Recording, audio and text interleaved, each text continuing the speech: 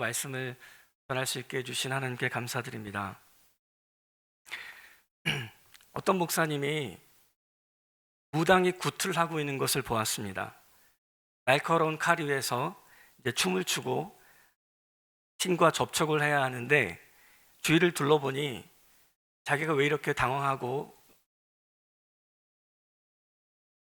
각도 위에서 칼을 타야 되는데 왜 안 될까 돌아봤더니 거기 어떤 목사님이 계시는 것을 발견하고 무당이 목사님에게 찾아가서 목사님 죄송하지만 자리를 떠나 주십시오. 조용히 그냥 자리를 떠나 주십시오 얘기했습니다. 목사님은 내가 기독교인인 걸 어떻게 알았지? 그러면서 내가 세긴 센가 보다 하고 돌아서서 집으로 돌아갔습니다. 몇 주가 안 돼서 한 가족이 통째로 교회에 나오게 되었는데 들어봤더니 자기 집에 큰 문제가 있었고 굿을 했는데 무당이 하는 말이 당신 집안의 애구는 예수를 믿어야 해결이 됩니다 라고 얘기를 해서 교회로 나오게 됐다고 했습니다. 그분은 난지도 옛날에 가난한 사람이 몰려 살았던 난지도에 살았는데 군 막사처럼 생겼습니다. 집들이.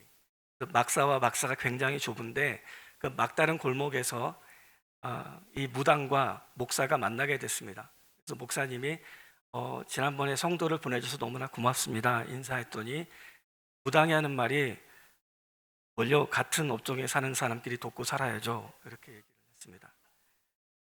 그런데 그분이 하는 말이 저도 곧 무당짓 정리하고 교회로 나가려고 합니다 라고 얘기했습니다.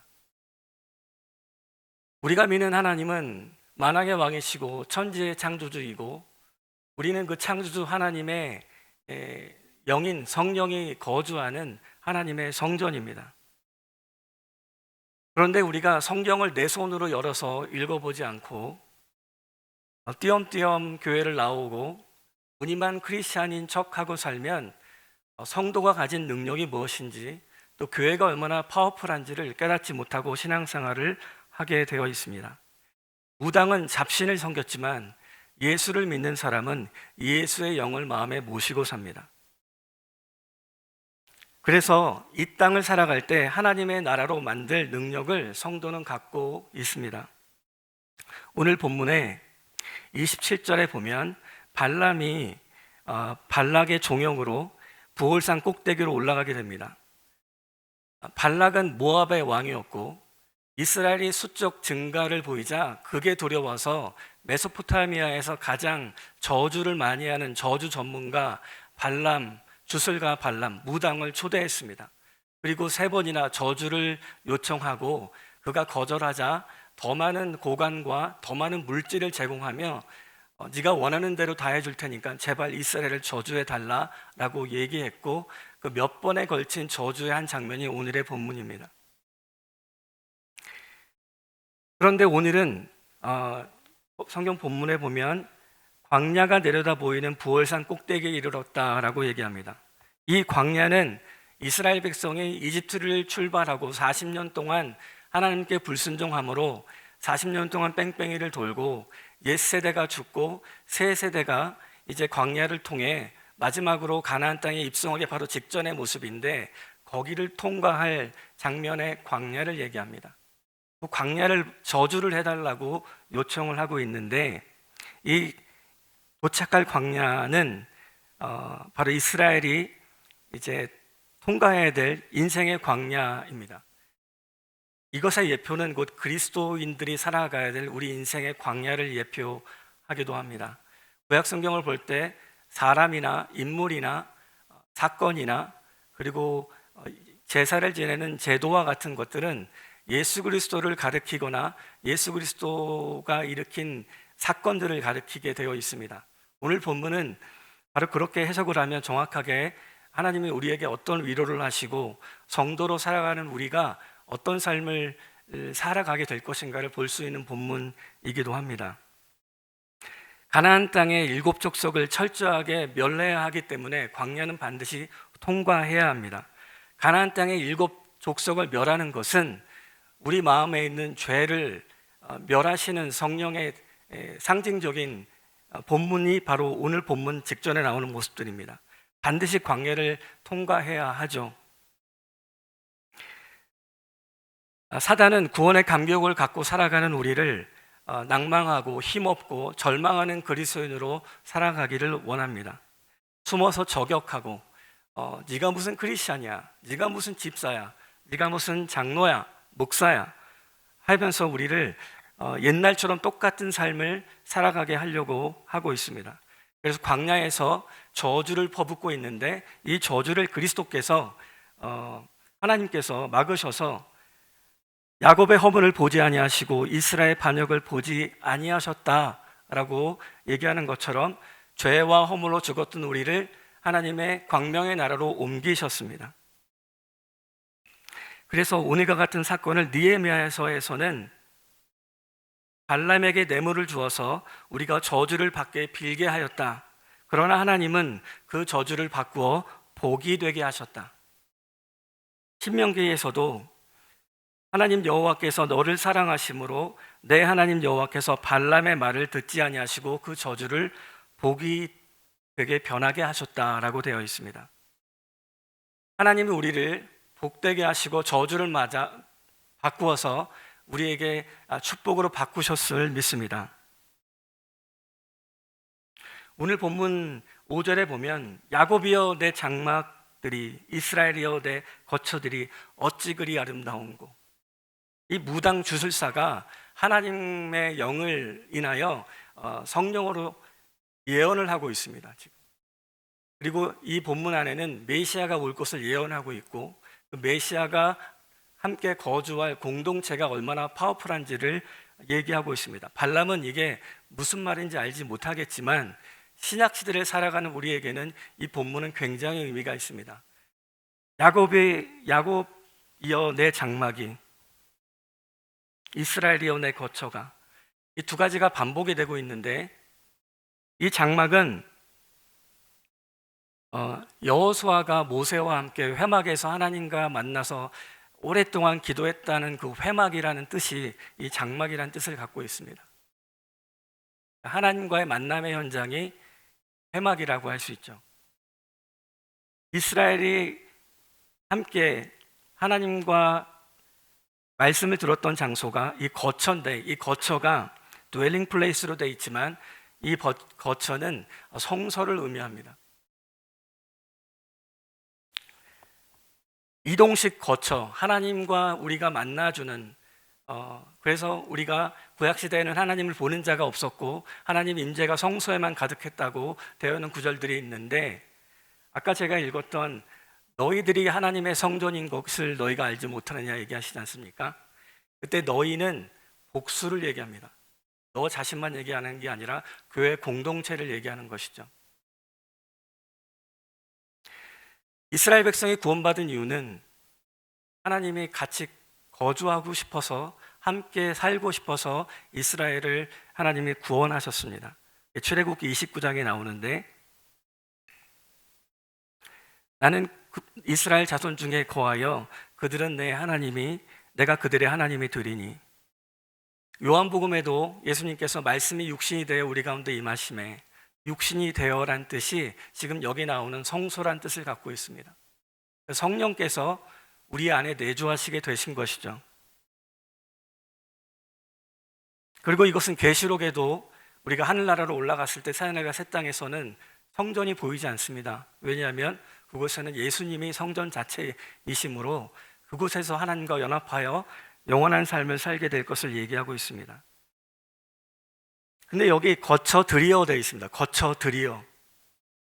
제가 레위기랑 다 신명기랑 민수기 찾아볼 때 이 거처는 다 단수로 되어 있는데 이 거처들이여 하는 것을 보면 아마 발람은 하나님이 말씀하심을 따라 그렇게 말씀했겠지만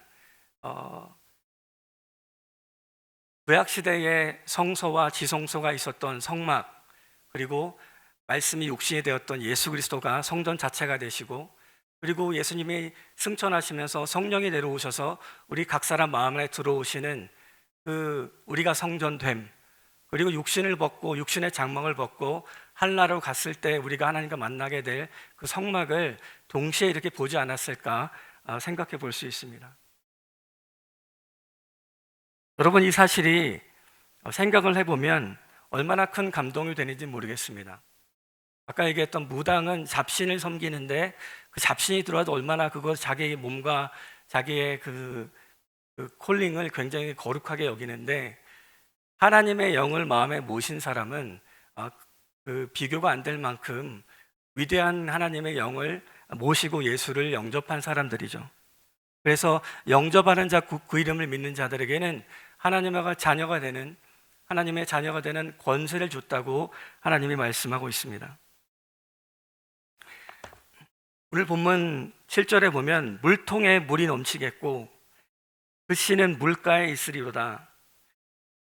그의 왕이 아각보다 높으니 이스라엘의 물통에 물이 넘치겠고 이스라엘의 씨는 많은 물가에 있으며 이스라엘의 왕은 아각보다 높다라고 얘기합니다.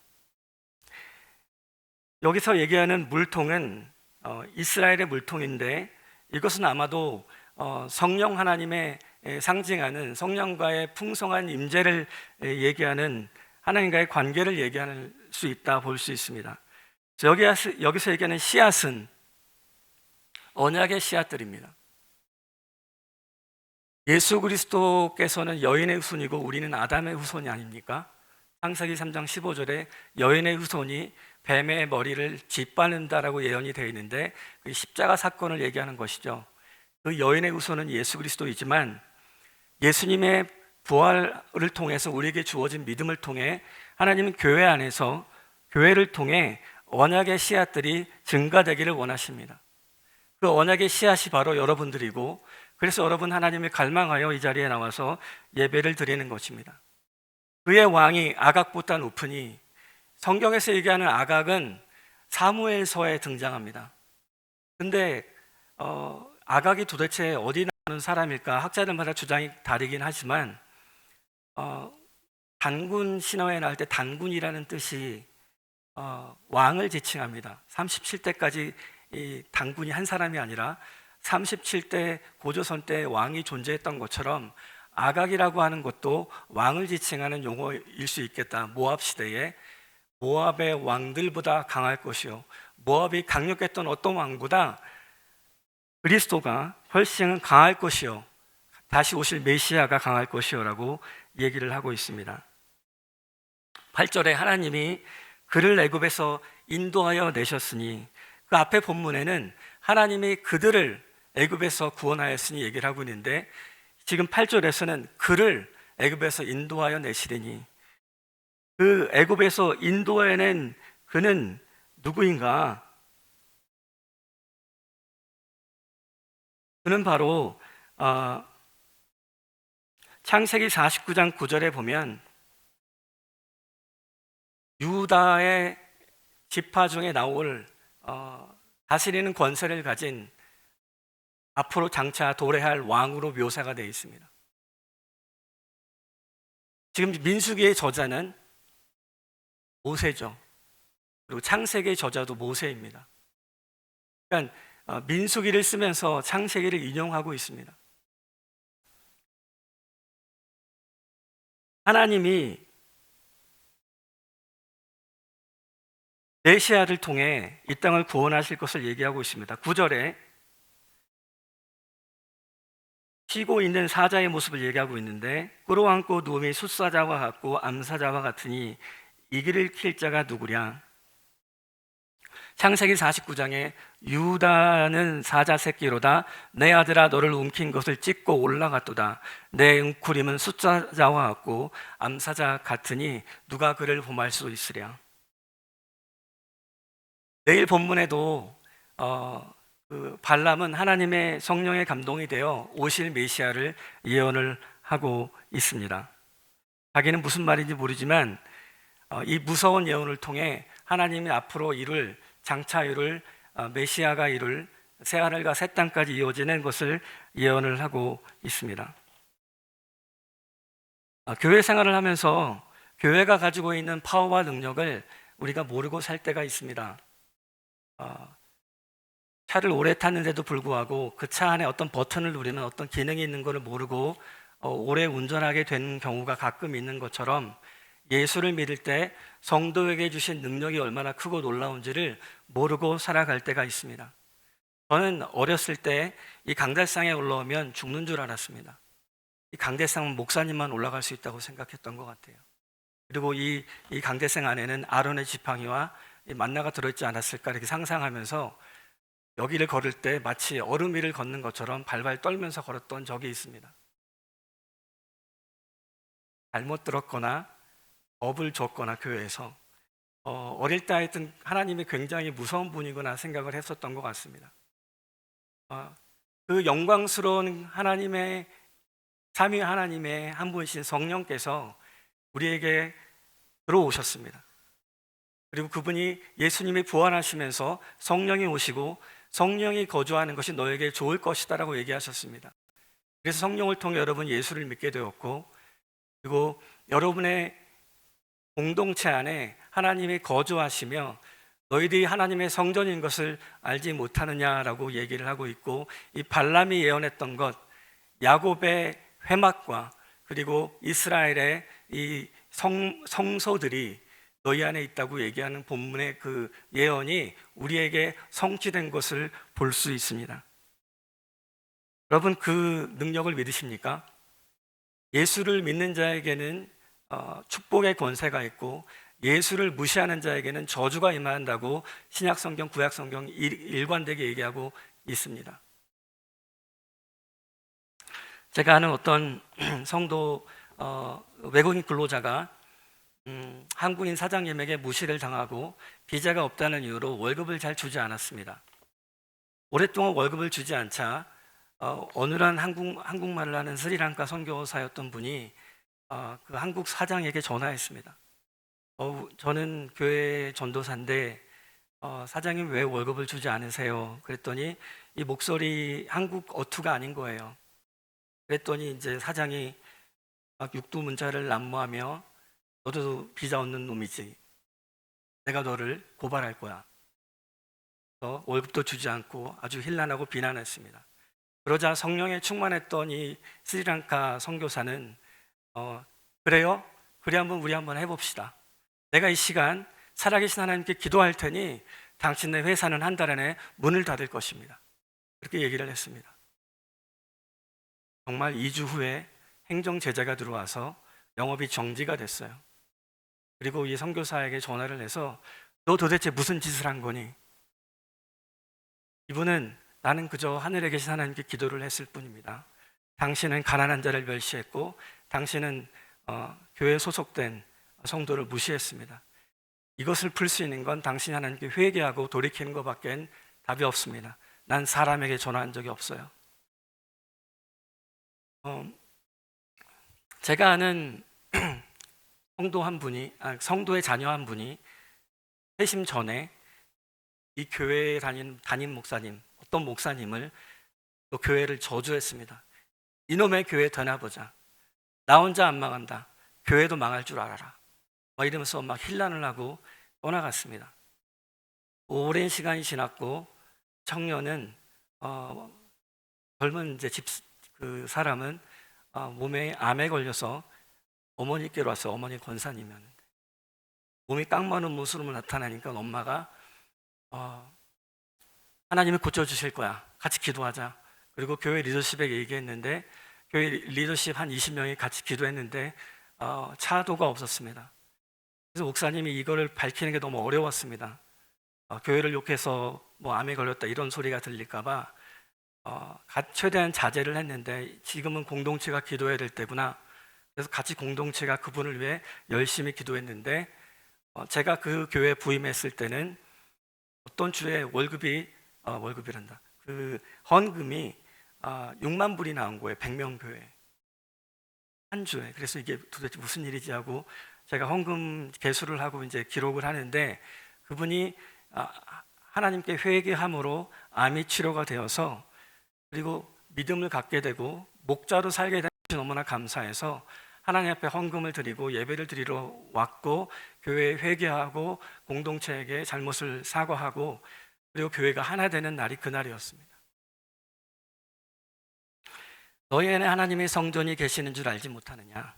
여러분 구역마다 인생의 막다른 골목을 맞이하고 발버둥 단계에서 재정적으로 고난을 겪고 있는 사람도 있을 수 있고 암에 걸려서 신음한 사람이 있을 수도 있고, 또 자기 영혼의 곤고함과 정말 믿음이 생기고 싶은데 믿음을 알지 못하는 사람이 있을 때 교회에 주신 하나님 여러분을 믿는 자에게 주신 권세를 갖고, 또 여러분에게 주신 집사의 직분을 갖고, 장로의 직분을 갖고 여러분 함께 그들을 위해 기도하며 회복을 요청하고 이 몸된 교회가 하나님의 성전으로 살아갈 때 우리의 믿음이 우리만의 것이 아니라 바깥으로 퍼지는 믿음이 될 것입니다.